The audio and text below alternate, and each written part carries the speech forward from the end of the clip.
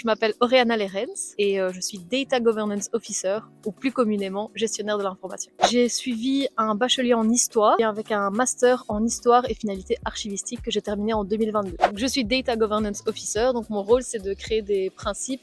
politiques et standards en matière de gestion de l'information, gestion de données. Et donc au quotidien, on crée des cadres conceptuels, on va étudier un petit peu les concepts en matière de gestion de l'information, on va un petit peu voir ce qui est réalisable, par exemple pour le cycle de vie d'un document. Dans mon cas, je m'occupe vraiment de la gestion documentaire, mais documentaire d'un sens très large, donc documents, données, bases de données. Et donc on va vraiment réfléchir à ce cadre conceptuel et ensuite on va essayer d'aller dans les administrations pour trouver des cas d'usage et de les mettre en pratique et donc être sûr à 100% que notre cadre conceptuel soit applicable aux administrations. Donc on travaille au niveau transversal et donc on collabore avec plein de profils différents, administratifs, on travaille aussi avec des profils techniques et donc on rencontre énormément de personnes et tous les jours on a des réunions, on se rencontre, on a aussi des temps d'études pour apprendre un peu ces nouveaux concepts et trouver une manière